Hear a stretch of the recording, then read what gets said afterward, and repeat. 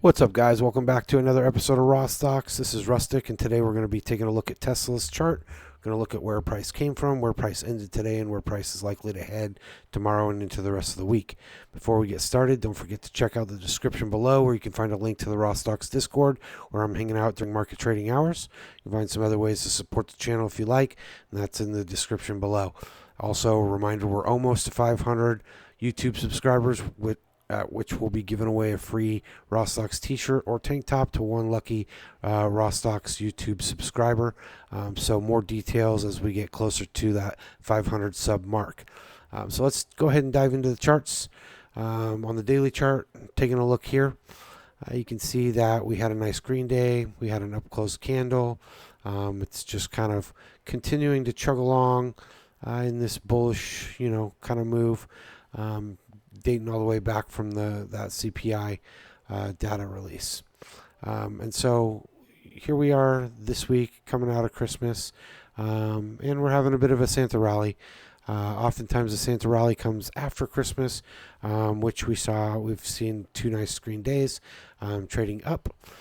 You can also see we have a developed resistance trend line here. We also have a developed support trend line here.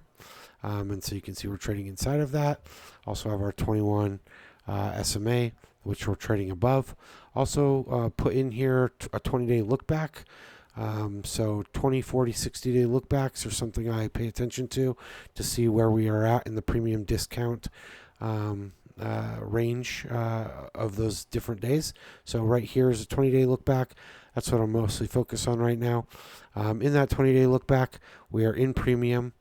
And it looks like we're heading for buy side liquidity that rests above here. So, although we have this resistance trend line here, I'm ultimately looking for 268, 269 to get taken, potentially break out of this trend line and seeing 273, 274, and then potentially even all the way up to 280. But right now, we're not going to focus on the 275 to 280. We're just going to focus on getting to that 268, 269 kind of range in that first level of buy side liquidity. From there, I do expect some kind of reaction, and I think we might head higher from there. But you can see this isn't a very aggressive move. We haven't seen much of a blow off since back here, back in early November, where we saw a nice pop up. We traded sideways. We've seen us move back up, kind of, more or less traded sideways here. We had that one big down close candle, but this has all been very much sideways action as well. Now we're starting to make a move up again. So that move could be fairly explosive if it wants to be, and we could see it just kind of rally up and then drop back down. The less aggressive it is, the more likely it's just kind of like walk its way up. But if we do see a blow off move, then we might see a nice quick correction. If we just walk it up, our correction may be more mild when we get there, and then just continue to rally up at that point. So we'll be watching, but like I said, first things we got to do is break this resistance line. Then we got to get to this liquidity. Okay. And then again, any dump would be back down to the previous month high, previous month low, previous week low, and then the 21 SMA, and then the support level here, ultimately back down to the discount of this 20-day look back. Let's drop into the 4-hour chart. 4-hour chart also above the 21 SMA, inside an order block here. So this is a swing order block from up here. We're just starting to get to it. This is where we might expect to see some kind of reaction, or we might go deeper into that order block. And where does that order block end? 268.75, 269, right at that kind of peak that we're looking for at that first sell side or buy side liquidity zone.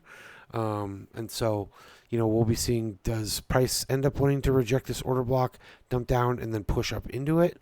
That's entirely possible, or it might just want to go deeper into it out of the gate. Now, beyond that, again, we have our liquidity levels, and then on the 4-hour chart, we have a fair value gap up here.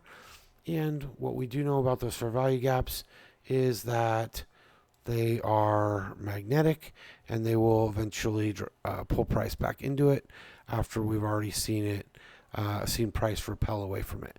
So if you see way back here where it was formed, okay, we've dropped down, we've pulled back in, didn't get to it, pushed away from again. Now we're pulling back up towards it. If we can clear this order block, there's a good chance we're going to see price end up pulling back up into this fair value gap, for a final attempt, which I imagine it'll hit and it'll close once we do get up to that point. But again, it's much higher up there. We have some other things to clear first. But again, on the 4-hour chart, we have a bullish look. We're above the 21 SMA. We're approaching key resistance levels where we might see price dump back down to this support line, maybe to this fair value gap. So let's draw with our path tool what that might look like. Let's just say we pull up first, right? We could see price come back down like this, come back up here to clear it out, right? We could see price do something like that. That would be very, run-of-the-mill kind of price action. We could see this just have a nice blow off, rapidly come back down, and then rapidly go back up. I don't know that we have quite the momentum to get there until we get to earnings, but we might see it be a less aggressive rally with a higher blow off right out of the gate, come back down, and then rally up into earnings, at which point we potentially could see a sell-off from earnings. Or if earnings was good, we could see it blow off as well.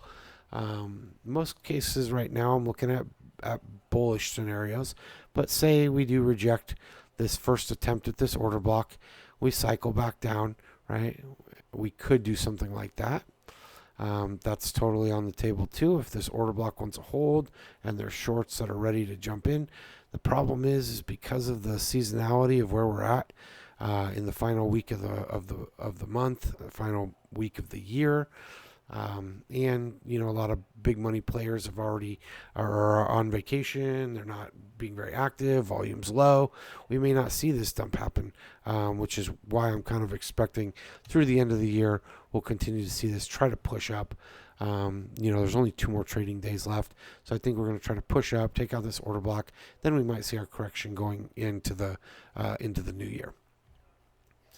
We'll look at the 1-hour chart. 1-hour chart shows most recent activity was a market structure shift. It's a bullish market structure shift, leaving a 1-hour fair value gap. And what we know about those fair value gaps, right, is that we came up, we left it, we've pulled back down into it. It should drive us up away from that fair value gap for now, right? Similarly here, laid a fair value gap, came back down, didn't get all the way into it, but repelled away from it, right here, just straight up repelled away from it. So these are all 1-hour fair value gaps. We are seeing all bullish activity here. We're seeing no bearish fair value gaps being held, right? We had one here, immediately got taken out. We had one here, got taken out immediately. So the ones that are holding are bullish. And that's what's also driving our thesis that we're going to continue to see bullish activity. Right, also on the 1-hour above the 21 SMA, but you can see we're approaching resistance, and so again, maybe something like that, maybe we go up, take it out, and we just get that deeper correction back down to this order block here, maybe this sell side liquidity here. So knowing the different targets is helpful, but right now we're looking for that bullish push to continue us going even higher.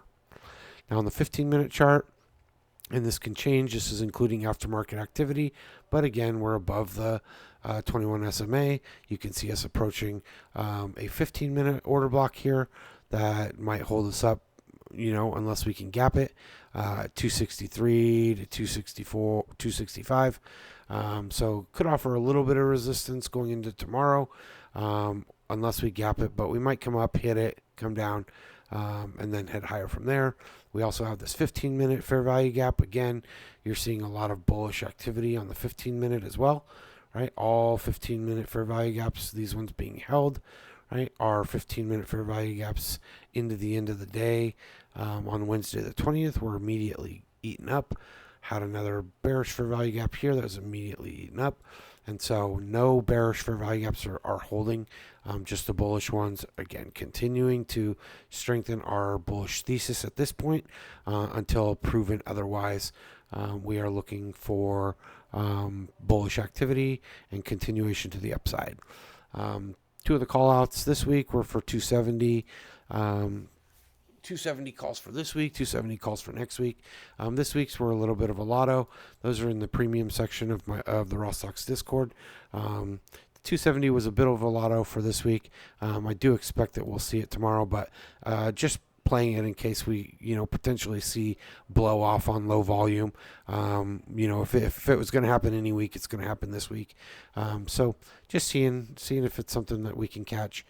It was pretty cheap. I think they were $100 or less for the 270s today, which isn't too bad, especially if you're not going crazy with them, to potentially catch, maybe a 50 to 100% trade if we see a nice big move early on tomorrow before Theta has completely decayed those contracts. Last thing we're going to look at the silver bullet from today. Let's find our silver bullet time frame. And we'll throw the silver bullet macro up there. Okay, so we got today's silver bullet activity. And again, the silver bullet happens between the 10 and 11 o'clock time macro. And mostly what we're looking for is to see London consolidate. We're looking for a potential move of manipulation. Oftentimes it'll take a higher low of London. Today it didn't. So we saw our accumulation right here as positions are building. We saw right into open. We saw a move of manipulation. Didn't quite take London low, but that was some manipulation. Then it went rallying, okay, and it went to a high time frame point of liquidity, which you can see in our premium discount right here, our premium discount array, that we went right up to a previous high.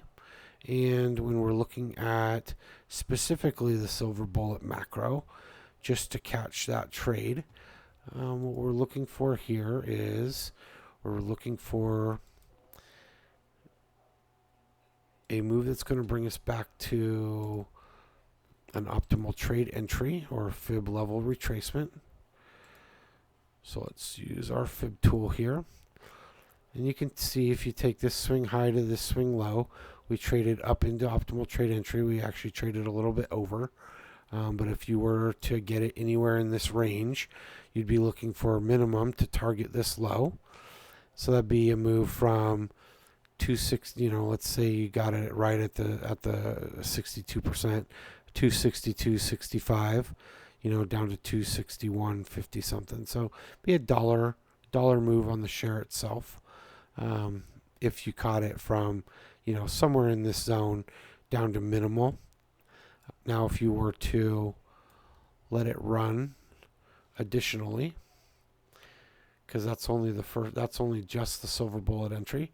But if you were to let it try to run and see if we could get to symmetrical swing, what you could do is extend your fib across, and you can see that we got to at least the second take profit. So you got our first objective exit, take profit 1, take profit 2, and then symmetrical swing.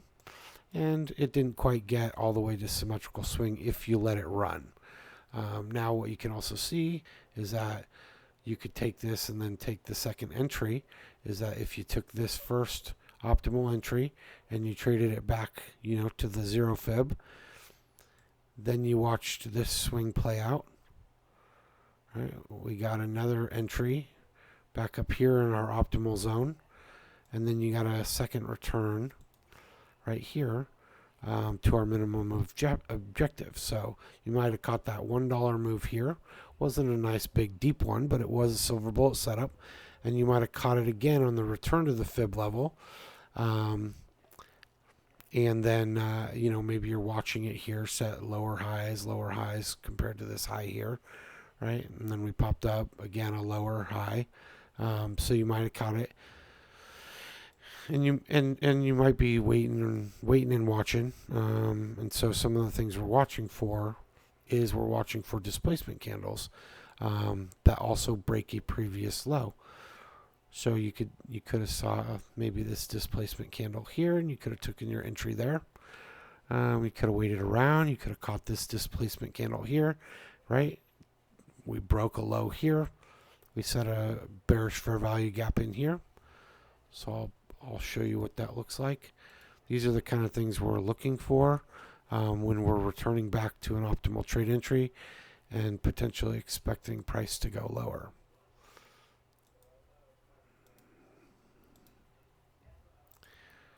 So we got that one there. We got another low taken here with another fair value gap here. So any of these fair value gaps right here would have been good entries if you were expecting price to continue to go lower, because we had only seen a move one down here and back up, and then there's our full correction right there, where then we continue to trade higher at that point.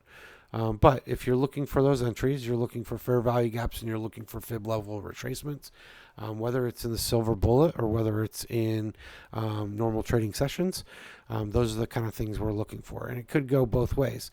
If you were down here on the 1 minute chart and you saw, boom, out of the gate today, we had a fair value gap, that could be a good sign that you take a long. Your stop loss is down here below the fair value gap, or you could even set it down here. Right? And you could have taken your long position right out of the gate, first 1 minute candle, right? Second one gives us our confirmation of the fair value gap. From there, it was off to the races. Now, not every day is like that with Tesla. This would have been an awesome opportunity to jump in that, that fair value gap that painted right out of the gate. But not every time you're going to be able to catch something just like that. So you take what you can get, but being able to identify these different smart money concepts are going to give you a leg up as far as, being able to look for additional entry points that aren't taught by traditional and standard trading techniques. So hopefully this has been helpful. I apologize to you guys for being sick the last few days and haven't been able to make videos, but we're back, we're up, we're going. COVID kicked my ass, but feeling better now and happy to be making videos again for you guys. So appreciate all the support. We'll look forward to seeing you guys on the next one. Happy trading and good luck this week.